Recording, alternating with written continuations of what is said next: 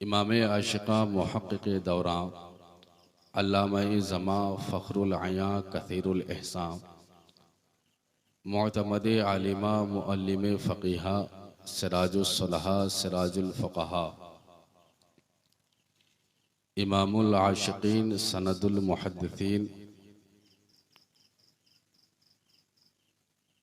अल हाफ़िज़ अल क़ारी अल आलिम अल मुफ्ती अल मुहद्दिस अल मुफ़स्सिर अल मुहक़्क़िक़ अल मुदब्बिर अल मुसन्निफ़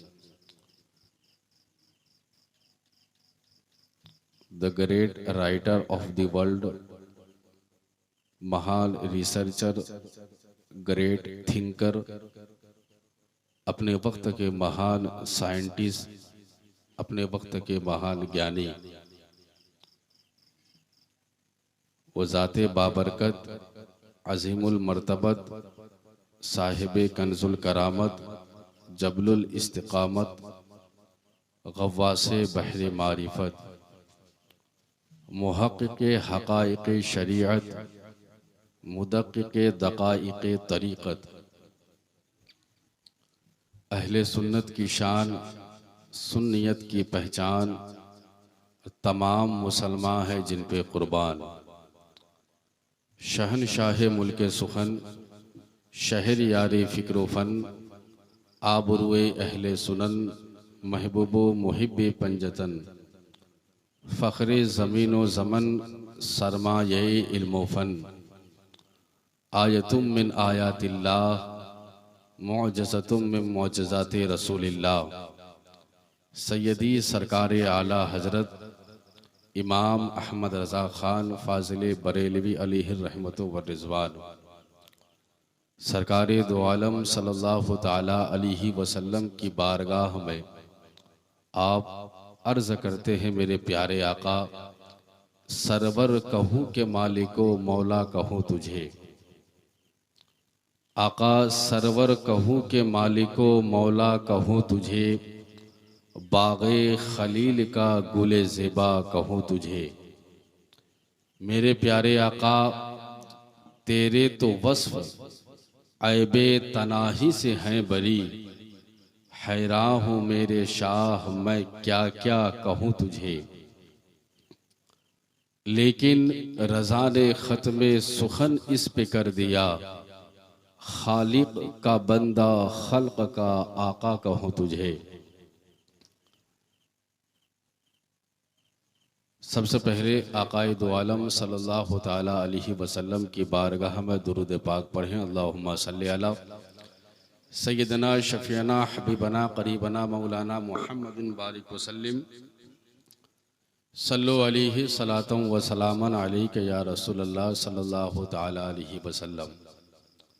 मैं भी मौसम को देखते हुए आपका वक्त ज़्यादा नहीं लूँगा, कुछ देर ही आप हमको समाअत कीजिए।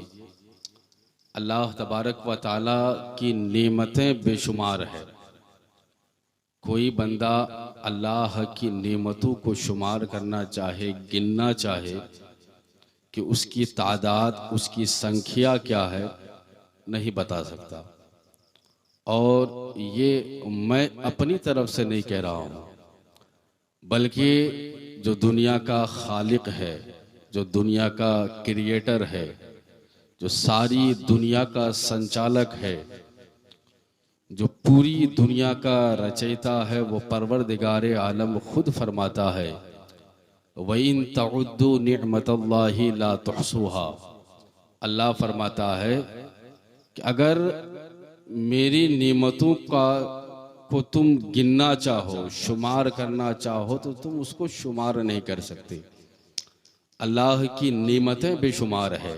आँख है, उस आँख में देखने की जो क्षमता जो है, ये भी अल्लाह की बहुत बड़ी नेमत है। इस ज़ुबान है, ज़ुबान में बोलने की जो ताकत है, बहुत बड़ी नेमत है। ये सांस जो ऑक्सीजन की शक्ल में हम और आप लेते हैं, ये सांस अगर चंद सेकंड के लिए रुक जाए तो हम दुनिया से ही चले जाएं। यह सांस भी बहुत बड़ी दौलत है।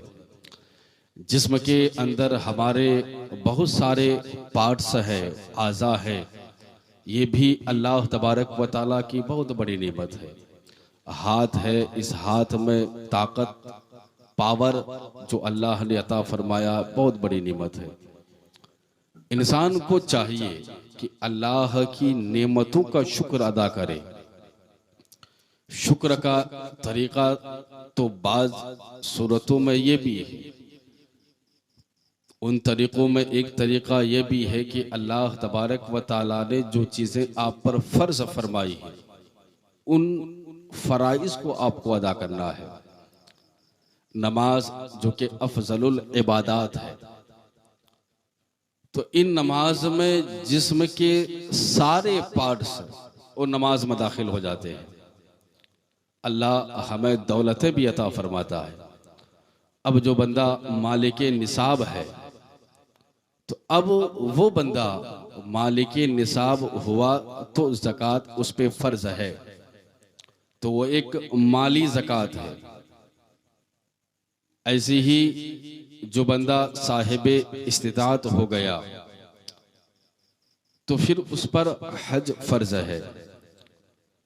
तो जो इबादतें हम पर फ़र्ज़ हैं, कुछ इबादतें माली है जिसमें माल का दखल होता है, माल की कुर्बानी, माल की सेक्रीफाई, माल का बलिदान देना पड़ता है अल्लाह तबारक व ताला के लिए। और कुछ इबादतें बदनी है, जैसे कि नमाज है, रोज़ा है, और कुछ दोनों है, जैसे कि हज है। हज में बदनी इबादत भी है, माली इबादत भी है।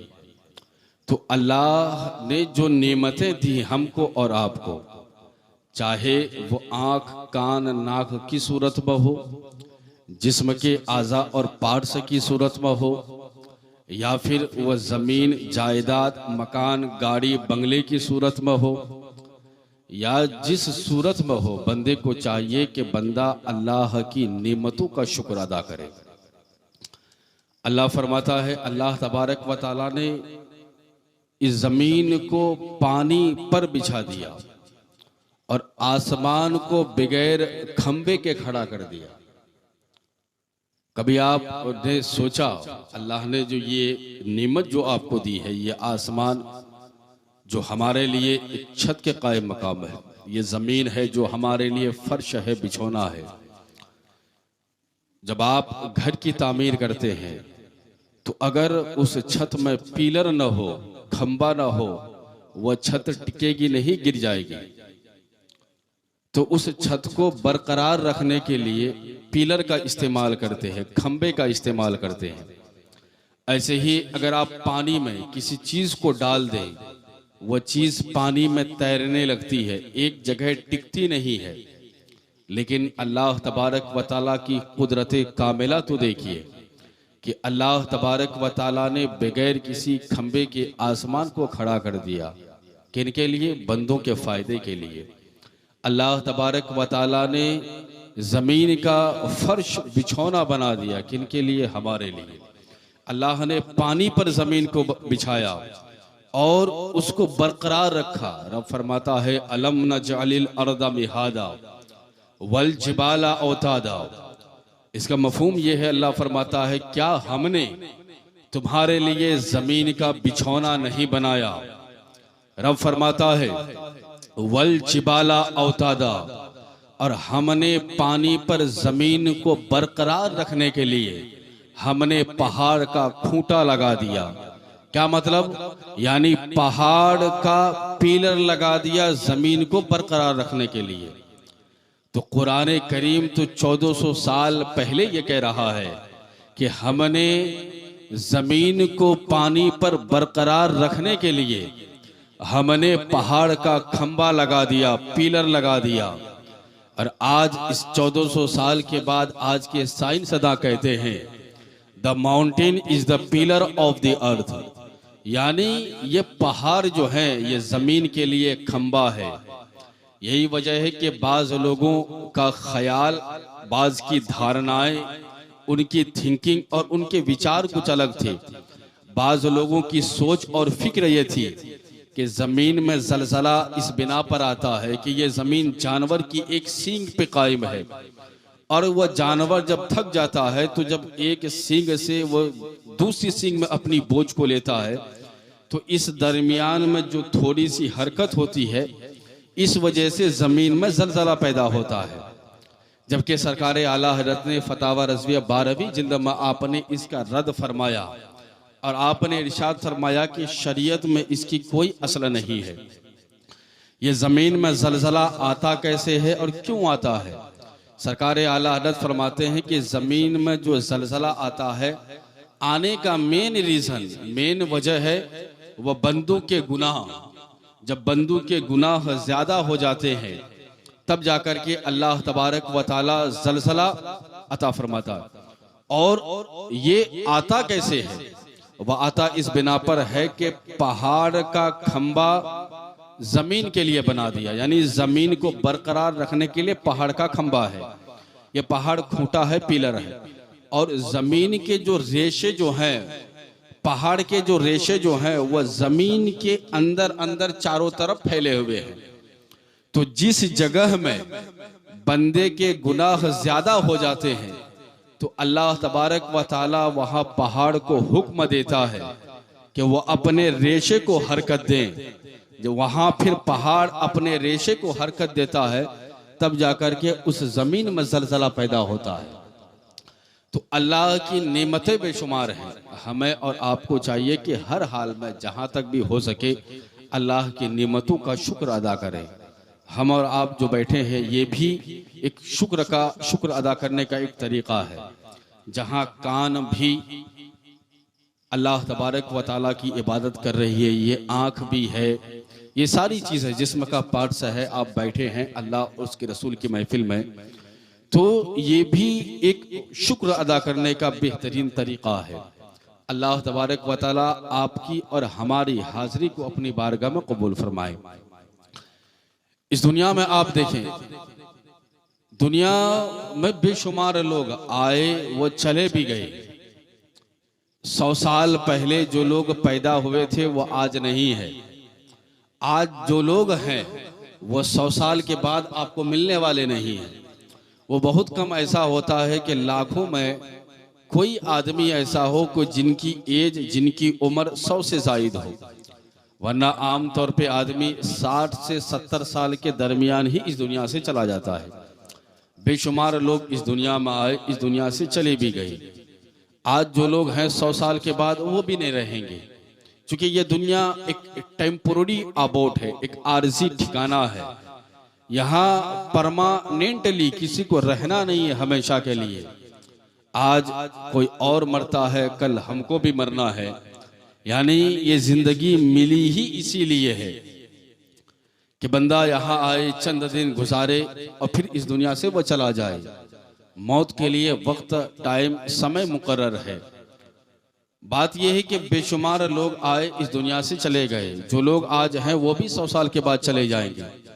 लेकिन आज जो हालात हैं क्रिएट हमारे गांव समाज का या हमारे मुल्क की जो परिस्थिति जो है, लोगों की सोच और फिक्र और जो जहन बना हुआ वह ये है, बाप मरता है, बाप के मरने के बाद कितने दिनों तक एक बेटा अपने बाप को याद करता है। चाचा मरा, चाचा के मरने के बाद कितने दिनों तक भतीजा अपने चाचा को याद करता है। माँ इंतकाल कर गई, माँ के मरने के बाद बेटा कितने दिनों तक याद करता है। ये बहुत कम आपको नसीब होगा। जाहिर सी बात है कि एक बेटा, बाप मरा, बाप के मरने के बाद एक बेटा या तो वो तीजा करेगा, बाप को याद किया, 40वां में बाप को याद करता है, बरसी में बाप को याद करता है, और 10 साल के बाद तो ऐसा लगता है जैसे कि वो अपने बाप को भूल गया है। अब बाप का नाम कब लेगा वो? जब उसको जरूरत महसूस होगी, कोई सरकारी काम होगा, तब जाकर के एक बेटा अपने बाप को याद करता है। यानी दुनिया की हालात ऐसी हो गई है, हालात ऐसे क्रिएट हो गए हैं कि बाप के मरने के बाद बेटा ज्यादा दिनों तक याद नहीं करता है, या माँ के इंतकाल के बाद बेटा ज्यादा दिनों तक अपनी माँ को याद नहीं करता। ये हालात ही ऐसे हैं। लेकिन कुछ लोग दुनिया में ऐसे भी हो करके गए हैं, कुछ लोगों ने ऐसा भी अपना जीवन गुजारा है कि उनको गुजरे 1000 साल बीत गए, लेकिन 1000 साल बीत जाने के बाद भी लोग उनको याद करते हैं।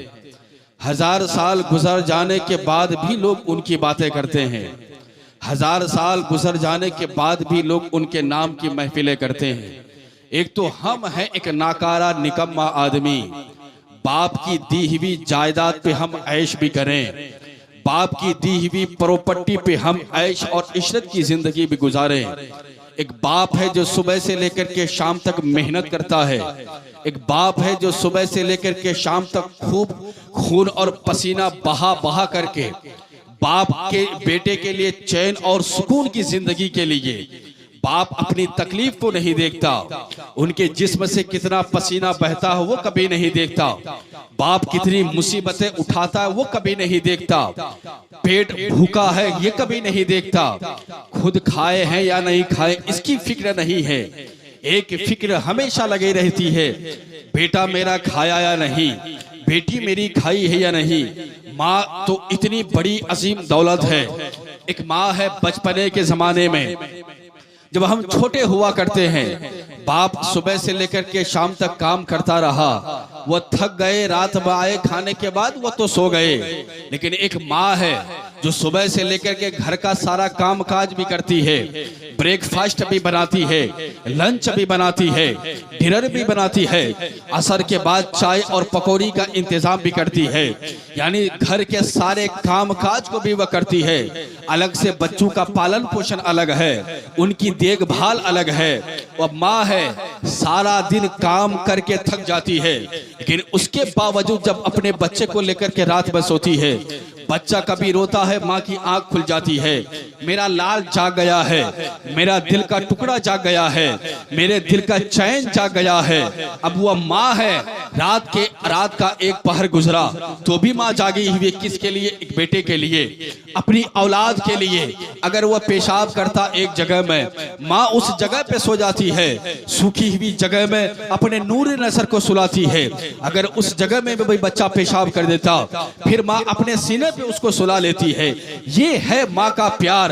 लेकिन कितने बेगैरत हो गए हम, कितने निकम्मे और नाकारा और माँ बाप के नाफरमान हो गए हैं। माँ बाप की सारी एहसानात को हम भूल गए हैं, उनकी सारी कुर्बानियों को हमने पैरों तले रोंद दिया है। आज हमने शादी की, हमारा बाप भी जिंदा है, हमारी माँ भी जिंदा है। आज हमने शादी की, हमारे पास बच्चा है, अब हम अपने बच्चों के पालन पोषण में लग गए हैं। हम इस फिक्र में है, हम सिर्फ अपने बच्चों को देखते हैं। बाप मेरा जिंदा है, बाप को एक वक्त की रोटी हम नहीं देते हैं। माँ मेरी जिंदा है, लेकिन माँ की हम थोड़ी देर के लिए खिदमत नहीं करते हैं। कहते हैं क्या करें, हमारे पास वक्त नहीं है, हम सारा दिन काम करते हैं, घर आते हैं, आने के बाद बच्चों के पास हमारा वक्त खर्च हो जाता है, टाइम नहीं मिलता है। हाँ, तेरे पास आज एक बच्चा है, एक बीवी है, लेकिन तुझको वक्त नहीं मिलता है। कभी तुमने सोचा तेरे बाप के पास 4 बेटे थे, 5 बेटियां थी, वो कैसे बच्चों का पालन पोषण किया करते थे, वो कैसे बच्चों की परवरिश किया करते थे, वो कैसे बच्चों की देखभाल किया करते थे। आज तेरे पास एक बेटा है तो एक बाप है, वह तुझसे दिखता रही, एक माँ है जिसके साथ तू हुस्न सुलूक करता रही। तो ये दुनिया का माहौल मैं आपको बता रहा हूँ। एक बाप है जो बाप के मरने के बाद बेटा ज्यादा दिनों तक बाप को याद नहीं करता। एक बेटा है, एक चाचा, एक भतीजा है जो अपने रिश्तेदार को याद नहीं करता है। लेकिन कुछ लोग ऐसे ही भी दुनिया में गुजरे हैं जो 1000 साल गुजर जाने के बाद भी लोग याद करते हैं।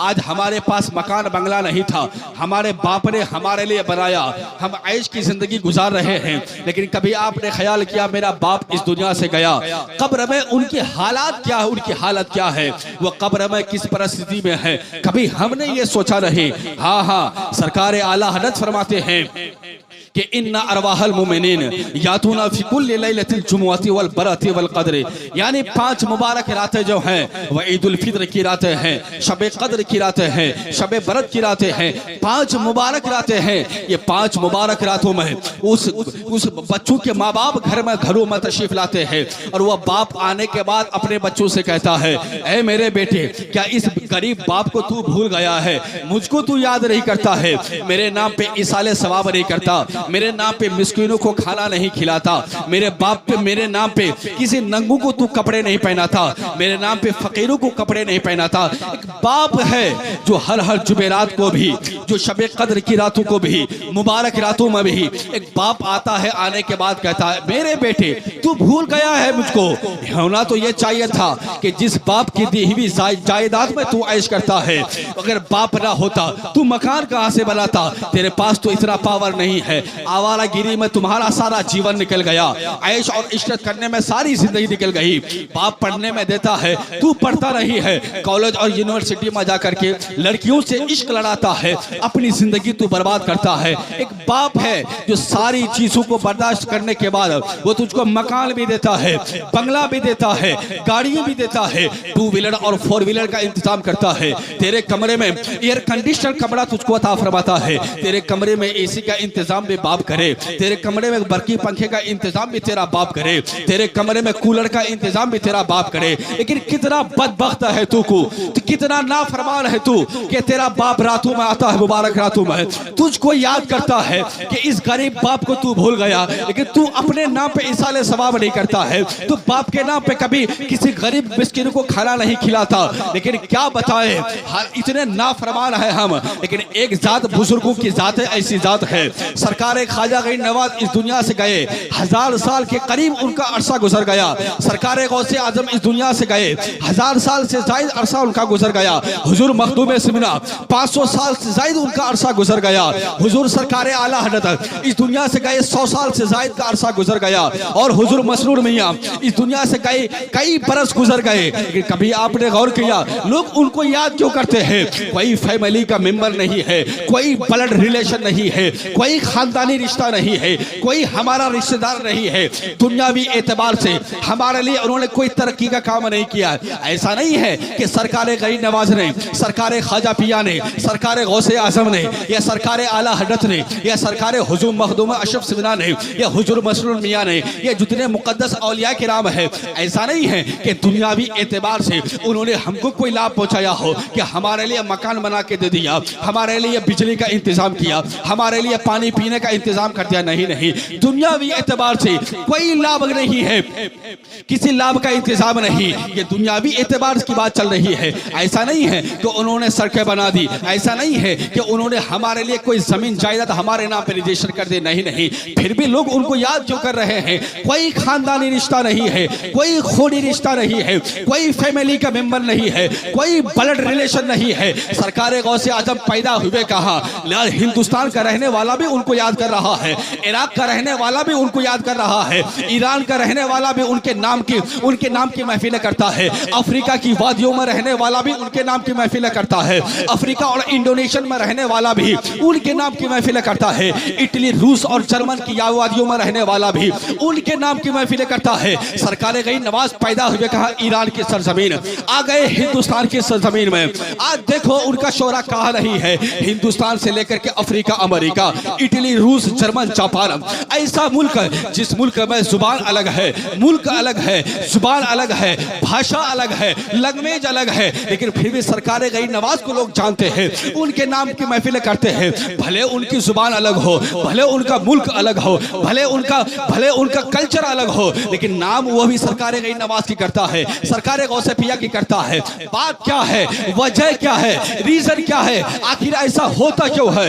कभी आपने इस पॉइंट पे गौर किया? नहीं नहीं, चूंकि गौर करने की जरूरत कहां पड़ी है? सुबह से लेकर के शाम तक काम काज करना है, नमाज की पाबंदी भी गई, मालिक निसाब है तो ज़कात भी अदा नहीं किए, साहिब इस्तिताअत है तो हज भी अदा नहीं किए हम, और सुबह से लेकर के शाम तक वही काम काज में पूरा वक्त हमारा निकल गया। नमाज की पाबंदी भी गई, हमारे पास वक्त भी नहीं मिला, हम नमाज भी नहीं पढ़े, और घर आने के बाद चाय की दुकान पे बैठे थे, उसकी ग़ीबत, उसकी चुगली, उसकी ग़ीबत, उसको चुगली, उसको ठेस पहुंचाने का प्लान, उसको नुकसान पहुंचाने का प्लान हम बनाते हैं। तो हमको तो गौर और फिक्र की, हमको तो थिंकिंग और सोच और फिक्र की हमारे पास वक्त नहीं है, इसके लिए हमारे पास वक्त नहीं है। हमारे पास वक्त है तो झूठ बोलने के लिए, हमारे पास वक्त है दूसरों को ग़ीबत करने के लिए, हमारे पास वक्त है दूसरों को दगा देने के लिए, हमारे पास वक्त है दूसरों को मकर और फरेब के जाल में फंसाने के लिए, हमारे पास वक्त है दूसरों को कष्ट पहुंचाने के लिए, हमारे पास वक्त है दूसरों दूसरों को नुकसान पहुंचाने के लिए, हमारे पास वक्त है दूसरों को गाली और गलौज देने के लिए, इस चीज के लिए हमारे पास वक्त नहीं है।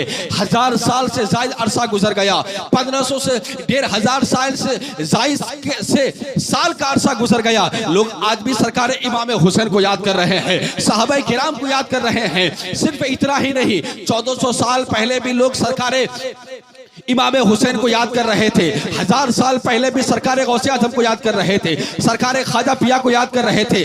आज भी लोग उतना ही याद कर रहे हैं। सिर्फ इतना ही नहीं है, उस जमाने में भी जो उनका तस्करा हो रहा था, उस जमाने में भी जो उनके नाम की महफिलें मुनक़िद की जा रही थी।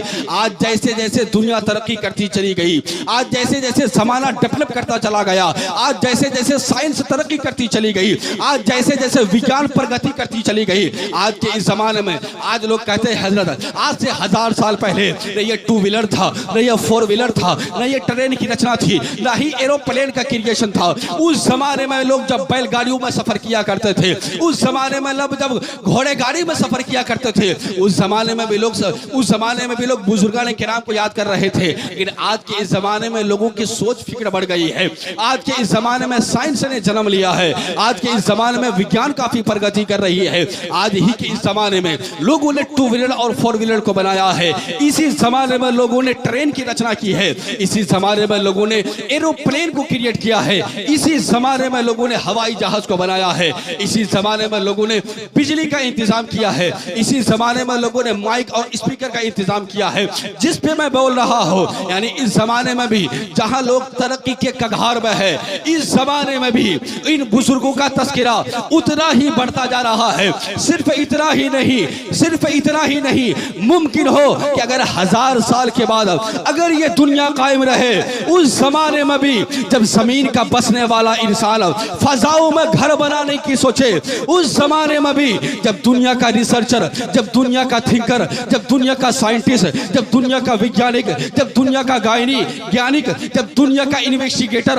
उस जमाने में भी जब सच्चाई की तलाश करता हुआ कहे what is the reality of the world, what are the aims of my life, यानी उस जमाने में भी जब दुनिया के विद्वान, जब दुनिया के माइंडेड फुल पर्सन उस जमाने में भी जब सच्चाई की तलाश करता हुआ कहे इस दुनिया की हकीकत क्या है, इस दुनिया की रियलिटी क्या है, इस दुनिया का अस्तित्व क्या है, उस जमाने में भी जब जमीन का बसने वाला रिसर्चर और फिकर उस जमाने में भी जब सच्चाई की तलाश करता हुआ कहे हमारे जीवन का लक्ष्य क्या है, हमारी जिंदगी का टारगेट क्या है, हमारे जीवन का मकसद क्या है, हमारे जीवन का उद्देश्य क्या है, हमारी जिंदगी का गोल क्या है, हमारे लाइफ का टारगेट क्या है, उस जमाने में भी इन बुजुर्गों का तज़किरा होता रहेगा। जमाने गुजर जाए, सदियां गुजर जाए, मुद्दतें गुजर जाए, लेकिन उनका जिक्र कभी नहीं मिटेगा। इसलिए कि है कौले मोहम्मद कौले खुदा, फरमान न बदला जाएगा, बदलेगा जमाना लाख मगर कुरान न बदला जाएगा। इस बिना पर इसलिए कि एक कानून कुदरत है, जाहिर सी बात है अल्लाह का जो कानून है, अल्लाह तबारक व तआला का जो फरमान है वो किसी जमाने में नहीं बचेगा, किसी जमाने में भी नहीं बदलेगा। भले 1000 साइंटिफिक विकास हो जाए, 1000 विज्ञान प्रगति कर जाए, उस जमाने में भी उन बुजुर्गों का तज़किरा होता रहेगा। जो मिटाने वाले दुनिया में आएंगे वो खुद मिटते चले जाएंगे, इसलिए कि मिट गए हैं, मिटते हैं, मिट जाएंगे। दुश्मन तेरे मेरे प्यारे महबूब के औलिया किराम और बुजुर्गान किराम न मिटा है न मिटेगा कभी चर्चा।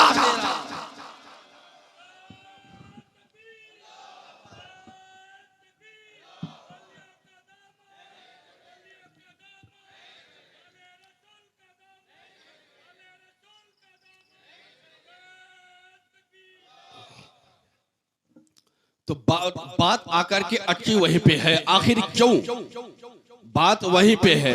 हमारे बुजुर्गान किराम इस दुनिया से 1000 साल पहले चले गए, लेकिन लोग उनको फिर भी आज याद कर रहे हैं।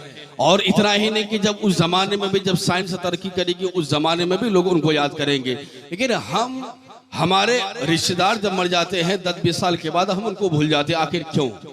बात यह है कि इस बात को समझने के लिए आपको एक चीज को समझने की जरूरत पड़ेगी। देखिए, ये दुनिया जो है एक कानून पर आधारित है। ये दुनिया एक सिस्टम के तहत चलता है, एक निजाम के तहत। दुनिया का कोई भी काम वह सिस्टम से खाली नहीं मिलेगा आपको। कभी आपने गौर किया, ये सूरज निकला, कुछ देर के बाद सूरज गायब हो जाता है। चांद निकलता है, कुछ देर के बाद चांद भी गायब हो जाता है। कभी सैयारे निकलते हैं, सितारे निकलते हैं, वो भी गायब हो जाते हैं। कभी आपने गौर किया आखिर क्यों? चांद सूरज अभी निकला, कुछ देर के बाद वह गायब हो गया। चांद निकला, कुछ देर के बाद वो भी गायब हो गया, गुरूब हो गया। सितारे निकले, वो भी गायब हो गए। कभी आपने गौर किया? अल्लाह फरमाता है तू गौर कर। रब फरमाता है इन्ना फी खल्क़िस समावाति वल अर्दि वख्तिलाफिल लैलि वन नहारि लआयातिल लिउलिल अलबाब। अल्लाह फरमाता है कि undoubtedly in the creation of the heavens and the earth, in the changing of the night and the day, रब तबारक व तआला इरशाद फरमाता है कि बेशक जमीन और आसमान की पैदाइश में, रात और दिन की चेंजिंग में, अदलने बदलने में, आंख खुलने वालों के लिए, अक्लमंदों के लिए आंख खुलने की निशानियां हैं। रब फरमाता है कि तू गौर कर, ये चांद सूरज अभी निकला, गायब कैसे हो गया? ये चांद अभी निकला, गायब कैसे हो गया? रब तबारक व तआला दूसरी जगह फरमाता व हुवल्लज़ी जअल लकुमुन नुजुमा लितहतदू बिहा फी ज़ुलुमातिल बर्रि वल बहर। रब तबारक व तआला फरमाता है अल्लाह तबारक व तआला ने बंदों को सितारों का एक सिस्टम दिया। क्यों दिया? ताकि ये बंदा, इस बंदे की रहनुमाई हो सके। कहाँ? ये खुशकी की जमीन में और समंदर में, पानी वाली चीजों में। जाहिर सी बात है कि बाज लोग, बहुत सारे लोग ऐसे हैं जो समंदर में सफर किया करते हैं, जो लोग बिजनेस करते हैं, जो लोग व्यापार करते हैं, जो लोग तिजारत करते हैं। तो वो लोग, जो लोग समंदर में सफर किया करते हैं, तो जाहिर सी बात है कि जमीन में हम चले तो जमीन में रास्ता बना हुआ है, हमको कहाँ जाना है, कितना किलोमीटर का सफर है, ये सारा एक पत्थर पे लिखा रहता है और उसी के हिसाब से हम चलते रहते हैं। लेकिन समंदर में, पानी में रास्ता बनाइएगा कहाँ? आपको किसी मंजिल में पहुंचना है तो पहुंचिएगा कैसे? इसलिए समंदर में सफर करने वालों के लिए अल्लाह तबारक व तआला ने तारों का निजाम, सैयारे का निजाम, सितारे का सिस्टम अता फरमाया है कि ये समंदर में जो लोग सफर करेंगे तो वो लोग सफर करते कैसे? सितारों को देख करके अपनी मंजिल तक पहुंचते हैं। रातों में सितारों को देख करके वो लोग अपनी मंजिल मकसूद तक पहुंचते हैं। रब तबारक व तआला फरमाता है कि व खलका कुल्ला शैइन फक़द्दरहु तक़दीरा। अल्लाह तबारक व तआला ने हर चीज को पैदा फरमाया और हर चीज को एक पैमाने पे, एक मुनासिब पैमाने पे, एक मुनासिब अंदाजे पे रख दिया। हमारे हिंदुस्तान की सरजमीन को आप देख लीजिए, और हमारे हिंदुस्तान की सरजमीन है दूसरे मुल्क के एतबार से नरम जमीन है, सॉफ्ट जमीन है काफी। इसलिए हमारे हिंदुस्तान की सरजमीन में, और खास करके बिहार और बंगाल की जो जमीन, जो मिट्टी जो है, ये काफी नरम है, सॉफ्ट जमीन है, संदल की तरह है। हर तरह की खेतियां यहाँ पे हो जाती है। यहाँ से दूर हट करके आप चले जाए तेलंगाना वगैरह में, तेलंगाना आंध्र प्रदेश में, वहाँ की जमीन है पथरीली। और फिर वहां से हट करके आप चले जाएं कश्मीर की वादियों में, कश्मीर में सारी की सारी जमीन है बर्फीली जमीन। तो कहीं पे है नरम जमीन, कहीं पे है संदल की जमीन, कहीं पे है पथरीली जमीन। कभी आपने गौर किया? इसमें भी अल्लाह तबारक व तआला की बहुत सारी हिकमतें हैं। अब देख लीजिए, हमारे बिहार और बंगाल में जो लोग पैदा हुए थे, या हमारे हिंदुस्तान में बिहार और बंगाल में देख लीजिए, ज्यादातर लोग गोरे वाले आपको मिलेंगे। वही आप तेलंगाना और आंध्र प्रदेश में आप चले जाइए, वहां पे आपको ज्यादा से ज्यादा आपको काले लोग मिलेंगे और कद के छोटे लोग मिलेंगे। वही आप चले जाएं कश्मीर में, कश्मीर में आपको लंबे कद के आदमी मिलेंगे। अपने मुल्क इंडिया से आप निकले, अमेरिका पहुंच जाए, अमेरिका में आपको गोरे लोग मिलेंगे। अमेरिका से निकल करके आप अफ्रीका पहुंच जाएं, अफ्रीका में लोग आपको एकदम काले और कलोटे लोग आपको मिलेंगे। यानी अल्लाह तबारक व तआला ने हर चीज को पैदा किया और हर चीज को एक मुनासिब अंदाजे और पैमाने पे रख दिया, यानी पैमाने पे रख दिया और हर चीज को एक निजाम और एक सिस्टम दे दिया। सूरज के लिए भी एक निजाम और एक हद मुकर्रर कर दिया। सूरज निकलेगा कब, ये गुरूब होगा कब, और ये कहां कहां जाएगा, अल्लाह तबारक व तआला ने उसके लिए हद और मंजिल मुकर्रर फरमा दी है। ऐसी चांद के लिए, सितारों के लिए, और अल्लाह तबारक व तआला ने हर चीज को एक मुनासिब अंदाजे पर रख दिया है। तो रब तबारक व तआला का कोई भी काम वो सिस्टम से खाली नहीं है। दुनिया के किसी भी काम को आप ले लीजिए, कोई भी काम सिस्टम से खाली नहीं है।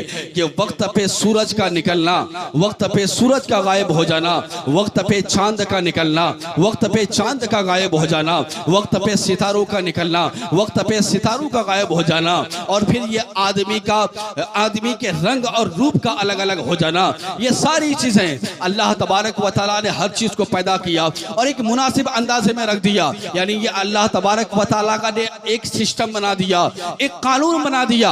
अल्लाह तबारक व तआला के कानून के मुताबिक अभी सूरज निकलेगा, कुछ देर के बाद ये गायब भी हो जाएगा, चांद निकलेगा, कुछ देर के बाद ये गायब हो जाएगा, सितारे निकलेंगे, कुछ देर के बाद ये गायब भी हो जाएंगे। यानी अल्लाह तबारक व तआला का ये कानून है, वक्त पे सूरज का निकलना, वक्त पे सूरज का गायब हो जाना, वक्त पे चांद का निकलना, वक्त पे चांद का गायब हो जाना, वक्त पे सितारे का निकलना, वक्त पे सितारे का गायब हो जाना। इसी तरह परवरदिगार आलम का एक कानून कुदरत ये भी है, फज़कुरूनी अज़कुरकुम वशकुरूनी वला तकफुरून।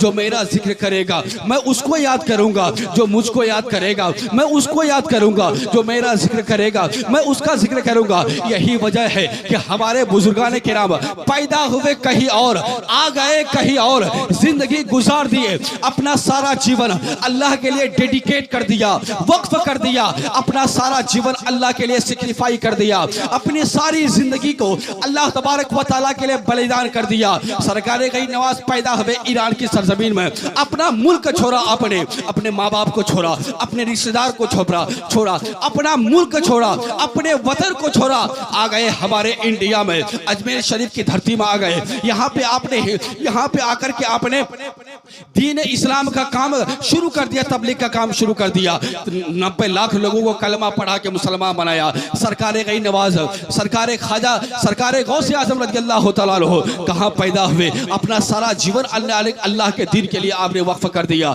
सारे सरकार गौसे आजम जो सारे वज्जों के सरदार हैं और आए हमारे हिंदुस्तान की सरजमीन में, हुजूर मखदूम अशरफ जहांगीर समनानी अलैहि रहमत व रिज़वान, अल्लाह तबारक व तआला के इतने बड़े मुकद्दस और जलीलुल कद्र अल्लाह तबारक व तआला के वली हैं। वो पैदा हुए ईरान में, वो सिर्फ ऐसा नहीं, वो बादशाह थे, राजा थे, शासक थे, इतने बड़े बादशाह कि वो जब तक जिंदा रहते तब तक उनकी हुकूमत रहती, लेकिन दिल में चाहत पैदा हुई अल्लाह की मारिफत हासिल करने की, सरकार के इश्क में हमेशा मगन रहने की। आपने बादशाहत को पैरों तले रोन डाला, बादशाहत को पैरों तले छोड़ दिया और आपने अपना मुल्क छोड़ा, बादशाहत छोड़ दी, सल्तनत छोड़ दी। किसके लिए? अल्लाह तबारक व तआला के दीन के लिए, अल्लाह की मारिफत के लिए। ईरान छोड़ा, मुल्क छोड़ा, वतन छोड़ा, बादशाहत छोड़ी, शासन छोड़ा और आ गए आप वेस्ट बंगाल। हुजूर मखदूम अलाउल हक पंडवी की बारगाह में रहने लगे, उनका बोरिया बिस्तर ढूंढने लगे, उनके कपड़ों को धोने लगे। ये कौन धो रहा है? ये कोई आम आदमी नहीं है, ये जो शहजादा है, बादशाह है, लेकिन फकीराना जिंदगी गुजार रहा है। किन के लिए? अल्लाह तबारक व तआला के लिए। वेस्ट बंगाल से आ गए आप कछोटा शरीफ, वहां करके आपने दीन और तबलीग का काम शुरू कर दिया। तो हमारे जो बुजुर्गान किराम है, पैदा हुए कहीं और, आ गए कहीं और, अल्लाह के दीन के लिए आपने मुल्क को कुर्बान कर दिया, अपने रिश्तेदारों को छोड़ दिया, सारी चीजों को छोड़ दिया, अपना सारा जीवन अल्लाह के लिए डेडिकेट कर दिया, अल्लाह के लिए वक्फ कर दिया। तो अल्लाह तबारक व तआला का कानून है, सरकार आला हजरत अब उन्होंने सारा जीवन अल्लाह तबारक व तआला के दीन के लिए, सरकार दो आलम सल्लल्लाहु तआला अलैहि वसल्लम की शान और अजमत की हिफाजत के लिए आपने सारा जीवन वक्फ कर दिया। 1000 से ज़ायद किताबें लिख करके आपने हम सबको अता फरमाई। तो अल्लाह तबारक व तआला का कानून है, जो जीता है मेरे लिए, जो मुल्क छोड़ता है मेरे लिए, जो अपने वतन को छोड़ता है मेरे लिए, जो बादशाहत को ठोकर मारता है मेरे लिए, जो अपने अजीज़ व अकारीब को कुर्बान कर देता है हमारे लिए, जो सारी चीजों का बलिदान देता है हमारे लिए, जो सारी चीजों की सेक्रीफाई करता है हमारे लिए, अगर वो दुनिया से चला भी जाता है, भले उनकी कोई औलाद हो या ना हो, भले उनका कोई ब्लड रिलेशन हो या ना हो, भले उनका कोई फैमिली का मेंबर हो या ना हो, भले उनका कोई अपना हो या ना हो, मैं उनको दुनिया में फरामोश नहीं करता हूं, बल्कि उसको जमीन से उठाता हूं और शोहरत के आसमान में पहुंचा देता हूं। यही वजह है कि आज हजारों साल गुजर जाने के बाद भी बरसों गुजर जाने के बाद भी लोग उनको याद कर रहे हैं। लेकिन आज हम अपनी जिंदगी का मुहासबा करें, हमारे पास है क्या? गुनाह के अलावा, नाफरमानी के अलावा हमारे पास है क्या? कुछ नहीं है। न नमाज रोजा की पाबंदी है, न हज व ज़कात की पाबंदी है। बहुत सारे लोग तो ये होते हैं, अभी मुबारक महीना रमजान का गुजरा, बहुत सारे लोग सेहतमंद और तंदुरुस्त लोग ऐसे हैं जो रोजे नहीं रखते हैं। अल्लाह अकबर। अब बताइए कि इतने मुबारक महीने में, जबकि रोजा खुद उन पर फर्ज है और ये रखता नहीं है। अब बताइए इतनी नाफरमानी, यानी जो सुबह से लेकर के शाम तक, शाम से लेकर के सुबह तक अल्लाह की नेमतें भी हम खाएं, अल्लाह की दी हुई दुनिया में भी हम जिएं, अल्लाह तबारक व तआला की नेमतों पे अल्लाह की दी हुई सांस भी हम हर सेकंड में लें, तो कितने बदबख्त हैं हम लोग। ये सुबह सवेरे चरिंदे और परिंदे, ये परिंदे वगैरह, ये सुबह सवेरे उठ करके अल्लाह की इबादत करते हैं, और एक हम हैं जो बिस्तर पे सो रहे हैं चैन की नींद, एक हम हैं नमाज कज़ा हो रही है उसकी कोई फिक्र नहीं है। जाहिर सी बात है, यही वजह है कि आज हजारों और लाखों कमाने वाला आदमी भी काफी परेशान है, करोड़ों और खरबों में खेलने वाला आदमी भी, उनके पास चैनो और सुकून की दौलत नहीं है। क्या वजह है? वजह यही है, जाहिर सी बात है। आज अमेरिका की आप रिपोर्ट पढ़ें, अमेरिका में सबसे ज्यादा पैसे वाले लोग आज खुदकशी कर रहे हैं। खुदकशी यानी अपनी मौत खुद से अपने हाथों से ले रहे हैं। कोई छत से कूद करके मर रहा है, कोई ट्रेन की पटरी में अपनी जान दे रहा है, कोई कार के नीचे आकर के मर रहा है। ऐसा नहीं कि वो गरीब आदमी है, नहीं। चलो एक बात तो मानने की बात है, चलो एग्जाम्पल मान ले, हाँ कोई गरीब आदमी ऐसा हो जिन्होंने लोन लिया, कर्ज लिया, अब उसके पास इतना पैसा नहीं है कि वो कर्ज अदा करे। हो सकता है कि कर्ज से बचने के लिए उसने खुदकुशी कर ली, अपनी जान खत्म कर ली। लेकिन पैसा वाला आदमी जिसके पास पैसे की कमी नहीं है, एक नहीं अनेक गाड़ियां हैं उसके पास है, एक नहीं बेशुमार कमरे हैं उसके पास है, एक नहीं कई सारे फ्लैट्स हैं उसके पास है, एक जमीन नहीं कई एकड़ की जमीन है उसके पास है। लेकिन इतना बड़ा रईस है, इतना बड़ा रिचेस्ट मैन है, इतना बड़ा दौलतमंद, इतना बड़ा बिजनेसमैन आदमी क्यों खुदकशी कर रहा है? इतना बड़ा दौलतमंद आदमी वो क्यों छत से कूद करके अपनी जान दे रहा है? क्यों ट्रेन की पटरी में आकर के अपनी जान दे रहा है? क्यों कार और बस के नीचे आकर के अपनी जान दे रहा है? क्यों? वजह यह है कि जाहिर सी बात है, उनका कहना यही है कि हमने तो ये सोचा था कि माल मेरे पास होगा तो चैन सुकून मेरे पास होगा, दौलत मेरे पास होगी तो करार हमारे पास होगा, गाड़ी बंगला होगा तो चैन सुकून की दौलत मुझे मिल जाएगी। जाहिर सी बात है, उसने कहा कि मैंने पैसा भी कमाया, बिजनेस भी किया, एक नहीं बेशुमार एक अलग अलग खूबसूरत कारें मेरे पास है, कई करोड़ों की कारें मेरे पास है। लेकिन जो मैंने समझा था कि दौलत होगी तो चैन सुकून मिलेगा, दौलत होगी तो करार हमको मिलेगा, दौलत होगी तो राहत मिलेगी, दौलत होगी तो करार मिलेगा, चैन सुकून मिलेगा, खुशी मिलेगी। नहीं, मैं करता क्या हूँ, सुबह से लेकर के शाम तक ड्यूटी भी करता हूँ, और रात में जब मैं घर आता हूँ नाइट क्लब भी जाता हूँ। जब तक मैं नाइट क्लब में रहता हूँ मूड मेरा फ्रेश रहता है, लेकिन नाइट क्लब से आता हूँ, आने के बाद फिर वही मेरे सर पे टेंशन ही टेंशन है।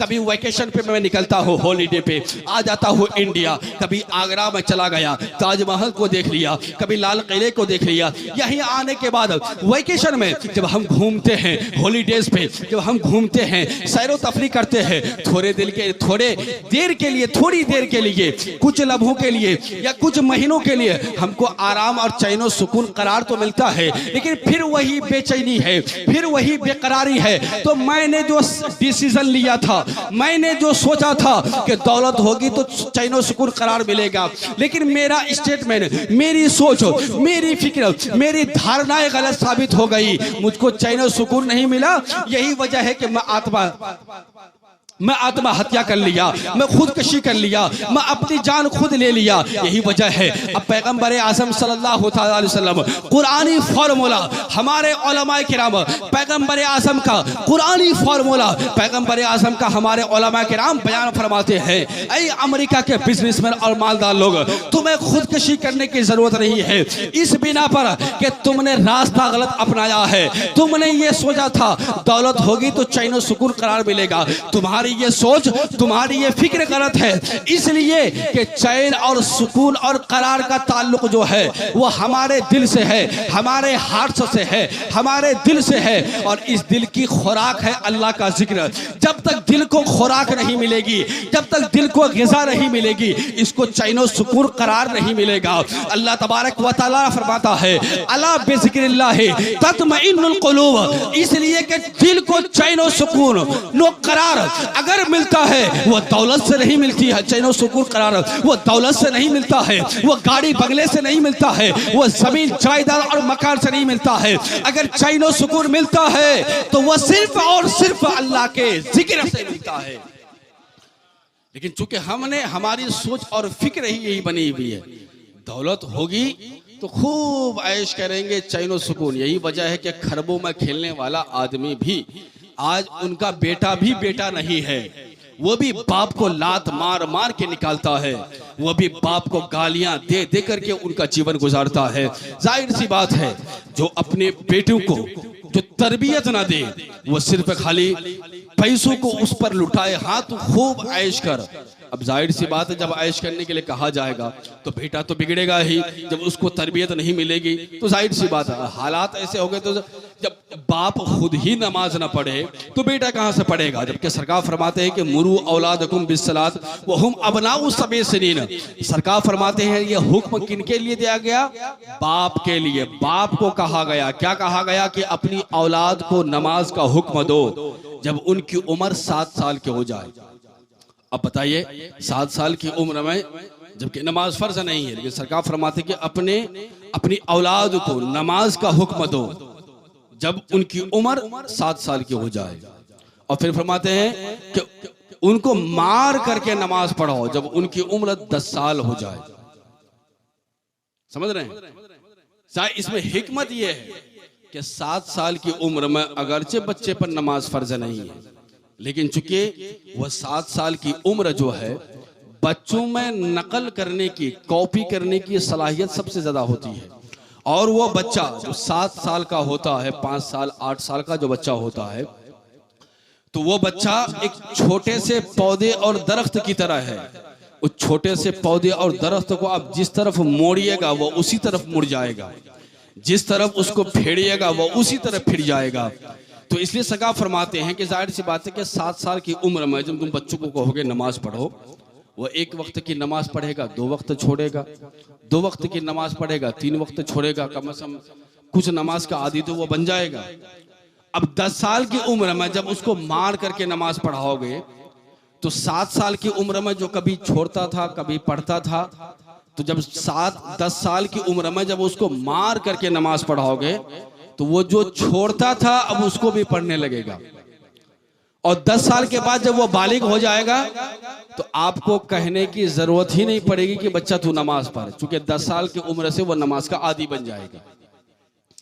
आज हम क्या कर रहे हैं? ना बच्चों को नमाज पढ़ने के लिए कह रहे हैं, खाली क्या करते हैं कि हाँ बस एक सोच बना है, बच्चे को मकान बना करके देना है, जमीन जायदाद देनी है, तो बच्चा क्या कहेगा कि मेरे बाप ने मेरे लिए कुछ नहीं किया। अच्छा, तो तू अपने बेटे के लिए ये सोचता है, तो तेरे बाप ने तेरे लिए क्या क्या है, क्या किया? अल्लाह तबारक व तआला ने हर इंसान के मुकद्दर में रिज़्क़ लिख दिया है। रब फरमाता है वमा मिन दाब्बतिन फिल अर्दि इल्ला अलल्लाहि रिज़्क़ुहा। जमीन में कोई ऐसी चीज है ही नहीं जिसको अल्लाह तबारक व तआला रिज़्क़ ना देता हो। वह कीड़े मकोड़ों को भी अल्लाह रिज़्क़ देता है, वह चींटियों को भी अल्लाह रिज़्क़ देता है, वो जो समंदर के अंदर मछलियां हैं उनको भी अल्लाह रिज़्क़ देता है, सांप को भी रिज़्क़ देता है, चरिंदे परिंदों को भी अल्लाह रिज़्क़ देता है। तो अल्लाह तो रिज़्क़ हर एक को देता है। जो अल्लाह की नाफरमानी करता है वो अल्लाह उसको भी रिज़्क़ देता है। जो अल्लाह तबारक व तआला के सिवा जो दूसरे की इबादत करता है अल्लाह उसको भी रिज़्क़ देता है। जो अल्लाह की इबादत करता है अल्लाह उसको भी रिज़्क़ देता है। तो रिज़्क़ तो आम है, ये सब के लिए है। जो सुबह से लेकर के शाम तक जो अल्लाह की नाफरमानी करेगा उसको भी रिज़्क़ मिले, उसको भी खुराक मिलेगी, उसको भी अल्लाह रिज़्क़ अता फरमाएगा। तो जो रिस्क अल्लाह सबको अता फरमाता है, हमारे मुकद्दर में भी रिस्क है, तो फिर हम उस रिस्क की वजह से क्यों हम अल्लाह की इबादत से दूर हो जाएं। जिस तरह अल्लाह ने हमको दौलत अता फरमाई, चलो हमने मकान बनाया, तो वैसी मेरा बेटा है, अल्लाह ने उसके मुकद्दर में भी रिस्क लिखा है, वो भी कमाएगा, वो अपना खुद उठाएगा, अल्लाह ने उसके मुकद्दर में भी रिस्क लिखा है। लेकिन अभी आपको ध्यान क्या देना, तालीम और तरबियत पे, नमाज रोजा हज व ज़कात की पाबंदी पे, इसलिए कि क़यामत के दिन आपसे ये नहीं पूछा जाएगा कि आपने अपने बेटे को मकान दिया था या नहीं दिया था, गाड़ी बंगला दिया था कि नहीं दिया था, नहीं, ये सारी चीजें नहीं पूछा जाएगा, बल्कि क्या पूछा जाएगा कि तुमने अपने बच्चों को नमाज का हुक्म दिया था कि नहीं दिया था, मालिक निसाब होने के बाद ज़कात के बारे में तुमने रहनुमाई की थी कि नहीं की थी, ये चीजें आपसे पूछी जाएगी। लेकिन जो बंदे के ऊपर जो कंपलसरी है, जो जरूरी है, बंदा उस पे अमल नहीं करता है, और जो अननेसेसरी चीज है, जो जरूरी नहीं है, कंपलसरी नहीं है, लाजिम नहीं है, बंदा उसी के पीछे पड़ा रहता है। हालांकि होना तो ये चाहिए था, जो जरूरी है हम उस चीज को अपनाएं। एक अक्लमंद आदमी का काम ये होता है, और अक्लमंद आदमी काम वो करता है जिसका बेनिफिट, जिसका फायदा उसको दूर तक पहुंचे, जिसका लाभ, ये अक्लमंद आदमी की अलामत है। वरना जो लोग अगर ये सोच करके इस दुनिया में आए हैं, और ये लोग जो ये सोचते हैं कि हमारी जिंदगी सिर्फ ये है खाना पीना, रहना सोना और इस दुनिया से चला जाना, और जिंदगी का मकसद अगर इसको बना लिया है कि जिंदगी का मकसद सिर्फ मकान बनाना है, जिंदगी का मकसद सिर्फ गाड़ी बंगला खरीदना है, कार खरीदना है, तो अगर ऐसी सोच और फिक्र रहने वाला अगर कोई आदमी है, तो वो आदमी पागल पैदा हुआ, पागल ही इस दुनिया से चला जाएगा। लेकिन जो कामयाब जिंदगी गुजारना चाहता है, जो एक सक्सेसफुल और सफल लाइफ, सफल जीवन गुजारना चाहता है, वो पैगंबर आज़म के कानून को फॉलो करेगा, वो अल्लाह तबारक व तआला के हुक्म पर अमल करेगा। वो कभी भी वो दौलत कमाने के लिए अल्लाह की नाफरमानी नहीं करेगा, वो बिजनेस भी करेगा, वो नमाज भी पढ़ेगा, वो बिजनेस भी करेगा, मालिक निसाब होने के बाद वो ज़कात भी देगा, वो बिजनेस भी करेगा, और साहिब इस्तिताअत होने के बाद वो हज भी अदा करेगा, वो बिजनेस और तिजारत भी करेगा, रमजान के महीने में वो रोजे भी रखेगा, वो नमाज नफल भी अदा करेगा। तो जो ऐसा कामयाब और सक्सेस जिंदगी गुजारना चाहता है, वो दुनिया में भी कामयाब रहेगा, आखिरत में भी कामयाब रहेगा। लेकिन जो लोग ये सोचते हैं अल्लाह को नाराज करके, जो ये चाहते हैं कि सुख और सुविधा की जिंदगी मिल जाए, ये कभी नहीं होगा। इसलिए कि अल्लाह तबारक व तआला को नाराज करके दुनिया कमाना, दौलत कमाना, ये ऐसा ही है जैसे कि पानी में रेत का घर तैयार कर देना। पानी में अगर आप रेत का घर तैयार करेंगे, वो घर टिकेगा नहीं, वो ऑटोमेटिक टूट जाएगा, वो ऑटोमेटिक बह जाएगा, वो घर बना नहीं रहेगा, वो टिकेगा नहीं। इसलिए बुजुर्गान किराम फरमाते हैं कि अल्लाह को नाराज करके दुनिया हासिल करना ऐसा ही है जैसे कि पानी में रेत का घर तैयार कर देना। अब क्या है, चाहे वो कोई भी हो, अल्लाह तबारक व तआला को नाराज करने के लिए किसी की बात मानने की जरूरत नहीं है। चाहे बीवी नाराज हो जाए, लेकिन अल्लाह नाराज ना हो। चाहे मेरी औलाद मुझको बुरा समझे, लेकिन मेरा अल्लाह मुझसे नाराज ना हो। बस अल्लाह और उसके रसूल को खुश करने के लिए बस करना यही है कि हमें करनी है शहंशाह बतहा की रजा जोई, वो अपने हो गए तो रहमते परवरदिगार अपनी। बस पैगंबर आज़म सल्लल्लाहु ताला अलैहि वसल्लम के कानून को, उनके आदेश को, उनके हुक्म को और उनके निर्देश अनुसार के मुताबिक जिंदगी गुजारने की जरूरत है। वरना रह क्या गया है इस जिंदगी में, इस जीवन में रहा ही क्या है। 60 से 70 साल जिए, इस दुनिया से चले गए। ये सारी चीजें दुनिया में ही रहने वाली चीज है। आपके साथ जाने वाली वो आपकी इबादतें हैं, या फिर आपकी जो औलाद होगी, नेक औलाद, वो आपके लिए इसाले सवाब करे तो इसका लाभ आपको पहुंचेगा। लेकिन एक 10 करोड़ का मकान का बंगला बना दिया, क्या फायदा, वो दुनिया में तक ही रह गया। इसलिए जरूरी है कि हमको और आपको सबको अल्लाह तबारक व तआला अपने महबूब के बताए हुए रास्ते पर चलने की तौफीक अता फरमाए। अल्लाह तबारक व तआला सरकार दो आलम सल्लल्लाहु ताला अलैहि वसल्लम के सदक़ो तुफ़ैल हम सब को फ़राइज़ वाजिबात पर सही तौर पर अमल करने की तौफीक अता फरमाए। अल्लाह तबारक व तआला आपकी और हमारी सबकी हाज़िरी को अपनी बारगाह में कबूल फरमाए। वमा अलैना इल्लल बलाग। अस्सलामु अलैकुम व रहमतुल्लाहि तआला व बरकातहू।